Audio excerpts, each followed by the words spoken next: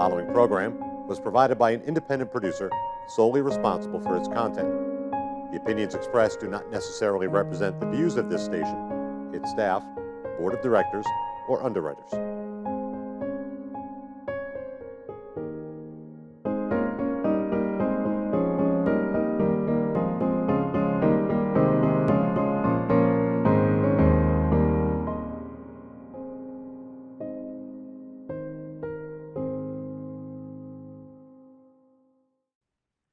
Hello, welcome to another edition of our program, CHW in Action, with your friend, Rafael Calderon. I am a community health worker. CHW stands for, the CHW stands for Community Health Worker in Action, because I'm always in action to bring you the community of Nashua and all other communities in the area. Information about healthcare, things that matter about healthcare, and I usually try to have interesting guests that know more than I do about the topics that we talk about. And this week I have the privilege of having Dr. Alejandro Urrutia, who is running for a state seat. And I wanted to give you all, the community of Nashua and surrounding communities, the opportunity to get to know this gentleman, who is a very, very good man. He's a community man. He loves the community. I think he will be an asset to any position that he runs for. And I wanted to introduce you to him. So, Dr. Urrutia. Well, first, thank you for having me here. It's a pleasure and an honor to be here and to have the opportunity to outreach to the communities around Nashua. No, it's a pleasure for me to have you here, so thank you for being here. And I want to emphasize, you are running for the offices of Hudson. Yes, I am running to be a state representative from Hudson and Pelham. So it's to be the legislator body of the state. My district is Pelham and Hudson, and there is a district that on this moment is represented for only for Republicans. It's representing, and I really believe that other voices should be listened to and represented. And one of the issues that for me is more important is things related with healthcare and the affordability of healthcare. Excellent. And that is why I wanted to have you in the TV show, because I know that you are running for Hudson and Pelham. Yes. But I've known you doing so much work in Nashua, so I'm sure that you are going to be useful to all cities, Nashua and Hudson and Pelham and all cities around. That is my idea. I hope so. There is one of the things that always surprised me when I didn't born here in the United States. Even I live in more of my life now in the United States. But when I came to the United States, always I saw, like many other people working on healthcare abroad.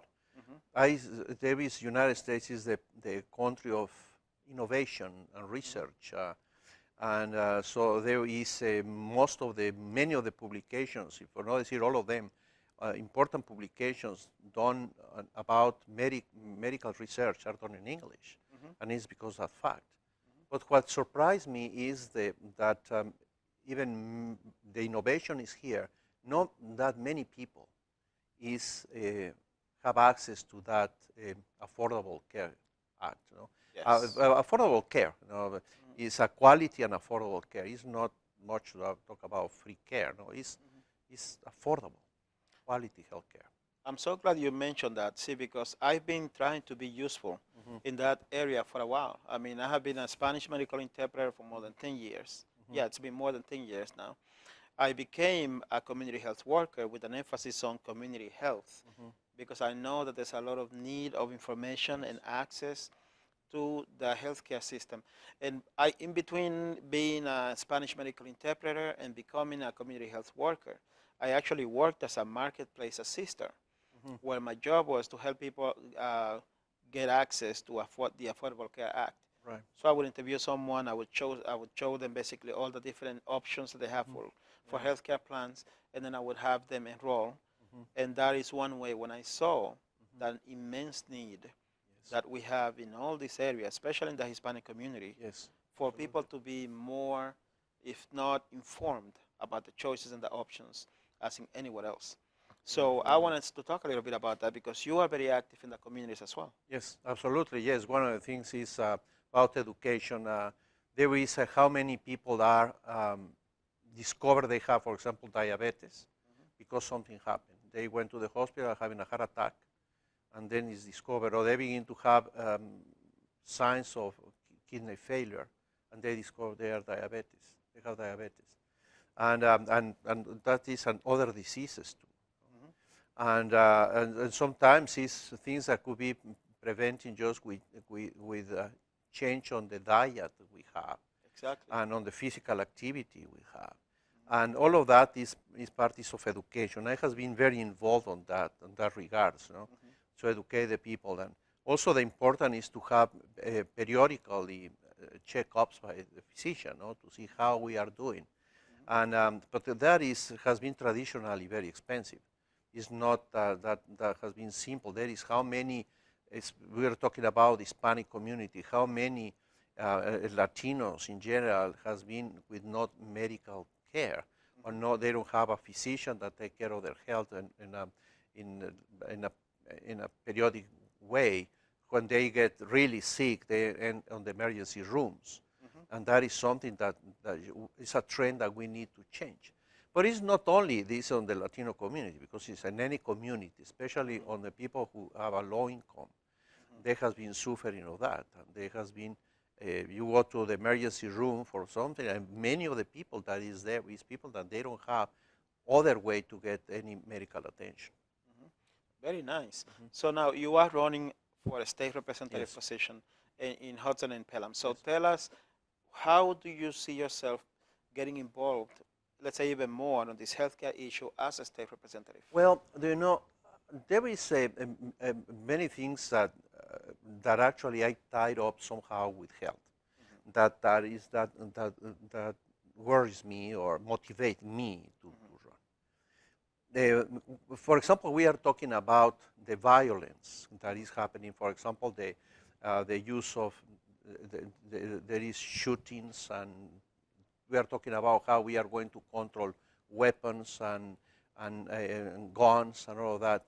But of course, I think there need to be a control of weapons. There must be, especially that black market that is about weapons. We need to do something with that. But at the same time that we are going to control better, we need to work to control better that the market of guns and all of this is very important to do not forget the mental health issue. Right. Mental health has been, what I see is the ugly duckling of healthcare. You see, there is if they cut expenses on the state level, one of the things that they are going to cut first is mental health. And that is what we see now, is how many people who is suffering with mental health crisis, they land on the emergency room of the hospitals again. We go back to the same thing talking a few minutes ago. And also they're in jail. Right. That is, they are dealing with it, the law enforcement officers and the law enforcement system, the courts, and no, they don't belong in other places. On the emergency room, what they can do with them. So there is why they are going to become a prisoner, some people who need help. Right. And at the same time, I believe if we can recognize people with mental issues, I'm sure we could reduce this nonsense violence that we are going to see now. Okay. So that is, and there is something that we need to put together with healthcare: quality mental health. There is not enough mental health workers. The state doesn't cover enough, and all of that is something that I really would like to work with. Another issue that is we saw what happened is the Medicaid expansion. Right. Medicaid expansion is tied with the Affordable Care Act.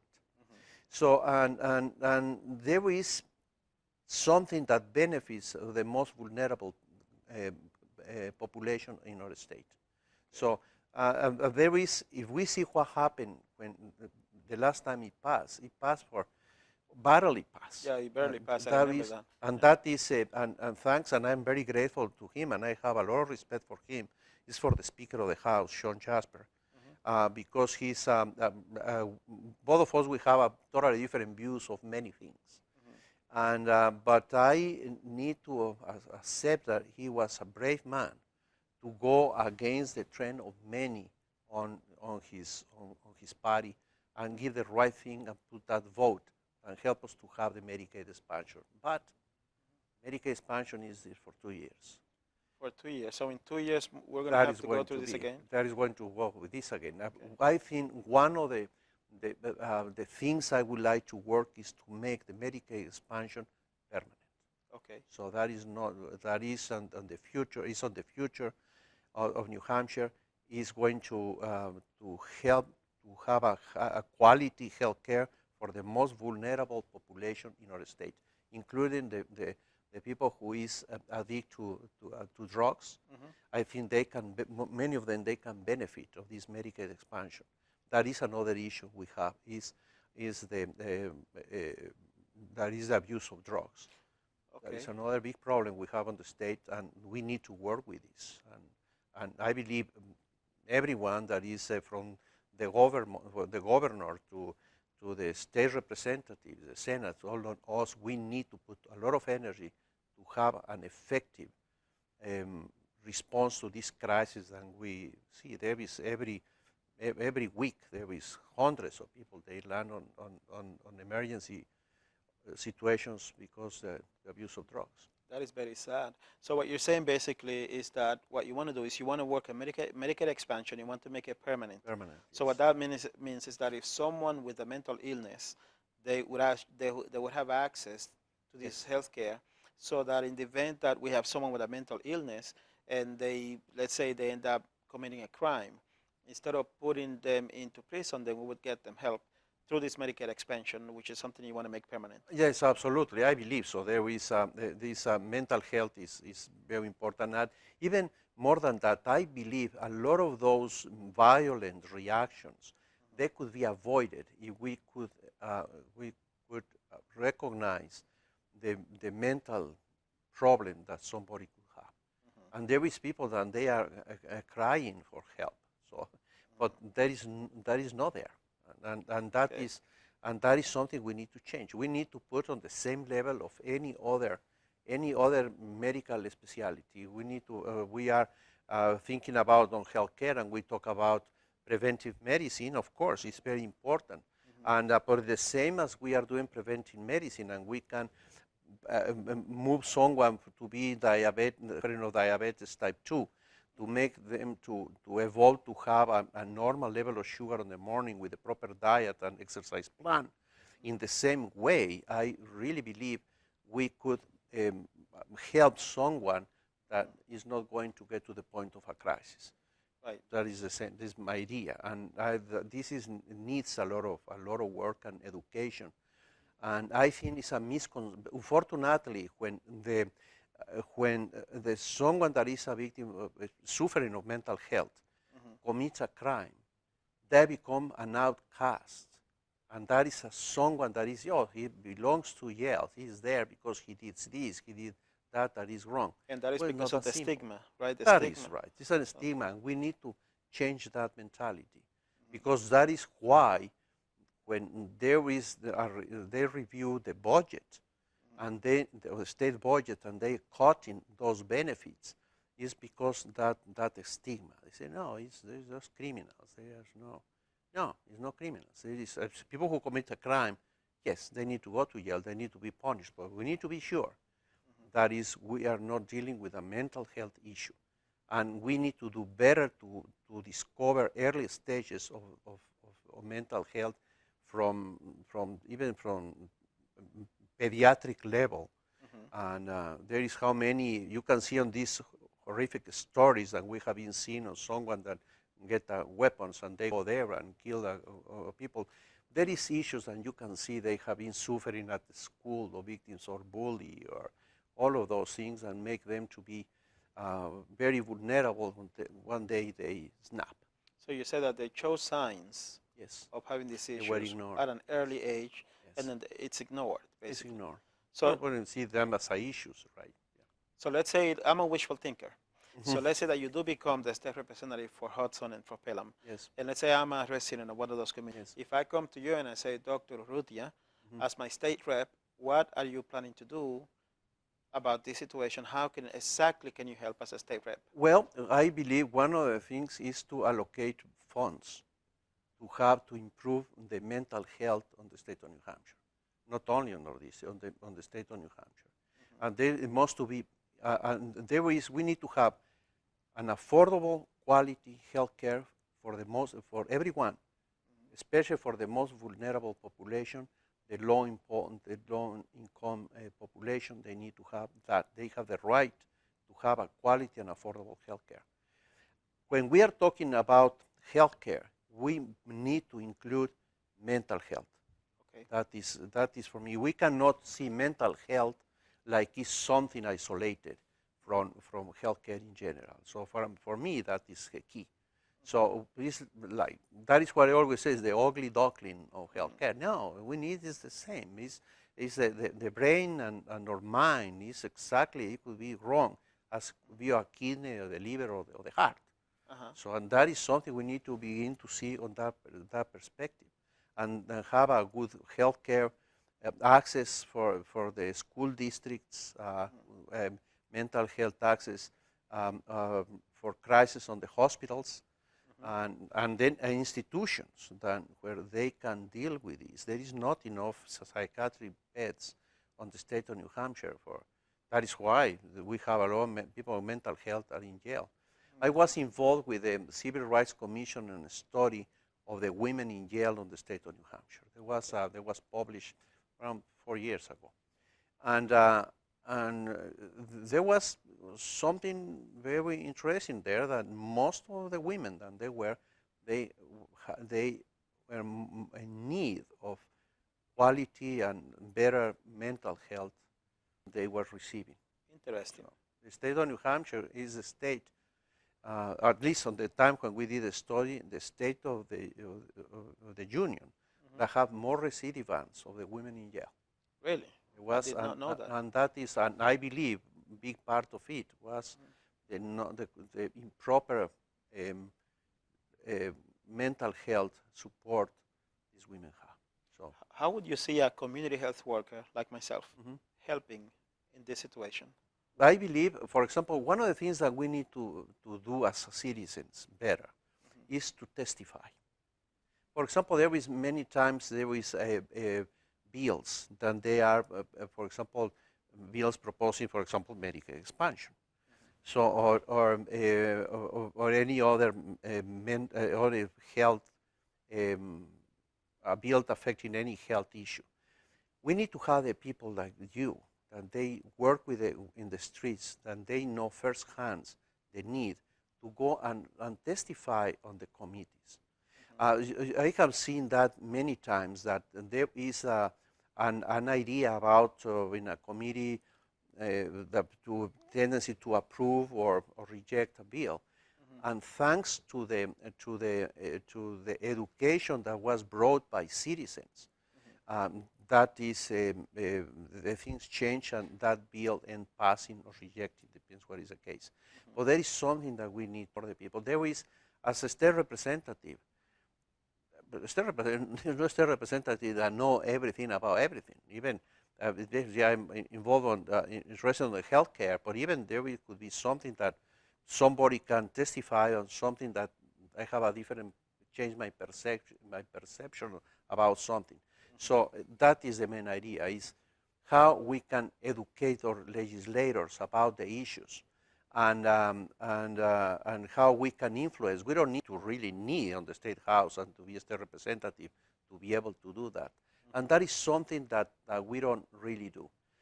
There is, I think, we need to do more as a community. We need to do more is to trace the bills that they are presented, to go on the web page of the State House and track what is there, what is doing, and also what is your representatives are doing. Right. What bills are supporting, what bills are not supporting, what bills are sponsoring or co-sponsoring. All of those things that need to be tracked. And we need to pay very good attention to healthcare. Okay. I believe, for me, is the Affordable Care Act. That is one of the most important things that happen on medicine on the United States. I agree. So that's for sure. But still, they talk about issues and things. Well, we need not to, when they are talking about we are going to chop it out. Well, how are we going to chop it out? You're going to take it away, and now what you are going to do with those millions of people that they have health insurance and they don't have insurance before, what you are going to do with them. So that is, if there is something that we can improve, let's use it as a block, as a stone, a keystone, and build up that the future of healthcare on that idea. Not to talk about when to need to take away anything. We need to build up on what we have. The situation for most of the people in the United States, and especially in the state of New Hampshire, is better was before. It's better to have the Medicaid expansion that helping thousands of people. Probably around 50,000 people has been received health care now that couldn't receive it before. The Affordable Care Act is reaching people that they couldn't dream to have an quality insurance before. There is how many people has been dying and or getting in a very extreme situation because the lack of affordable medicine. So this is the reality. Many people has been benefit with that. What we can do to make it better. That is what we need to do. And that is another thing for me very important. You know, I was telling you before the respect I have for Sean Jasper through the House on the way that he acts. I know there is what he did was very badly received by some Republicans. I don't want to say for many, for some. But one of the things that I believe is possible is to work together. I agree. There is something that we cannot just follow a party guidelines. We need to accept bad ideas and good ideas are everywhere. And there is, we should be able to talk. We should be able to listen. We need to, more than go out and knock doors and tell the people what we are going to do, is knock doors and listen to the people what they need from us.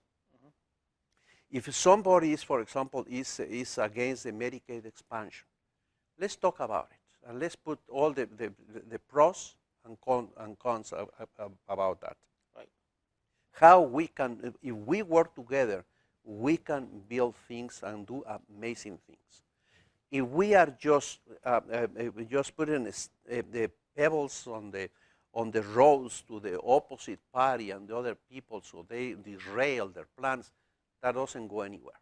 And the reality is not what the people of the United States and is not what the people of New Hampshire wants. The people is tired. We can see it now when the people talking, they are tired of this kind of war that is the goal is to make the other party do not win on the next election. No, that's not the goal. The goal is how we can work together. And there is another thing that I promise to do is to go with a bipartisan dialogue, with the ideation of bipartisan dialogue to go to the Congress. I am running together because these running things is very expensive. I want to tell you. Yes. And that is and that is something that at some point need to be fixed. We cannot be that way. But for example, we are on Hudson and Pell, and so if we want to prove we are Democrats and very fiscal responsible, I am sharing all the load of the expenses with a good friend of mine from Hudson. It's a lady that has been working with mental health and healthcare for years.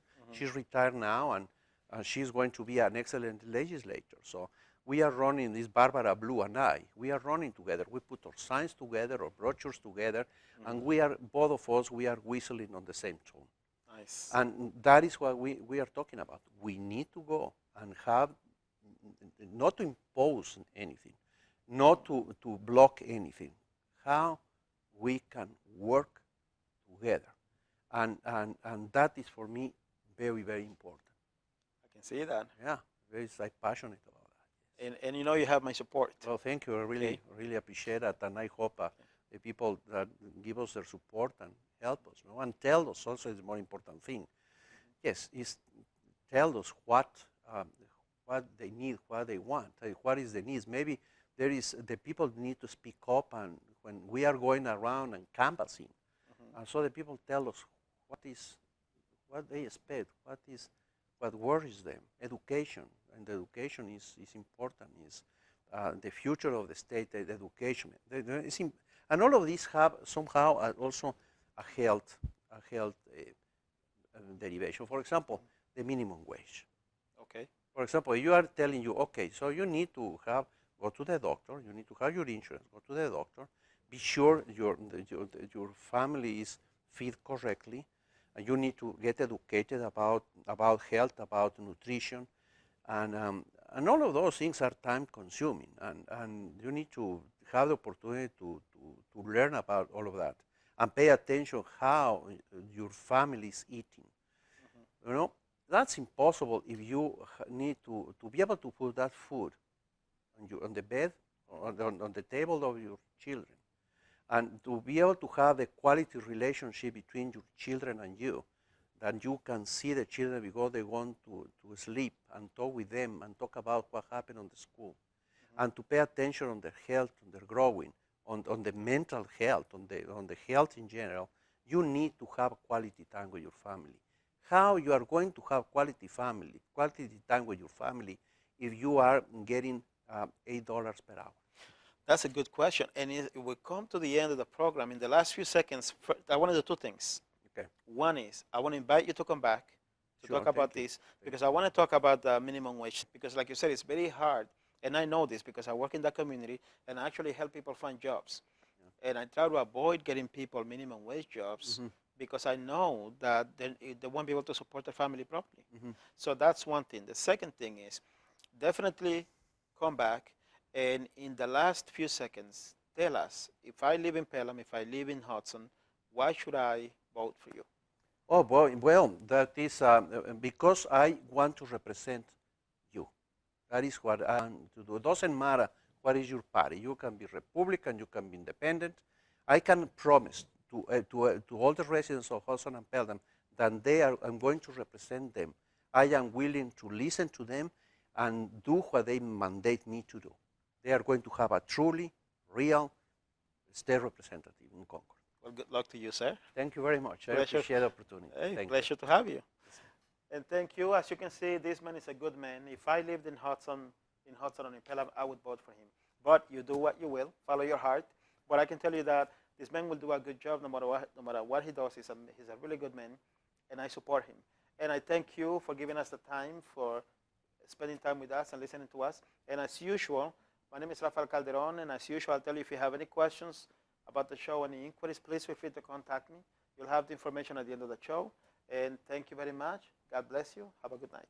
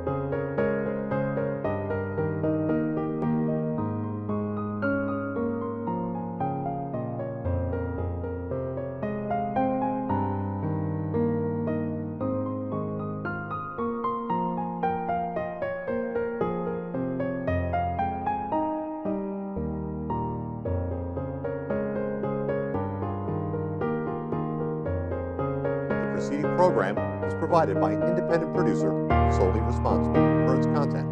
The opinions expressed do not represent the views of this station, its staff, board of directors, or underwriters.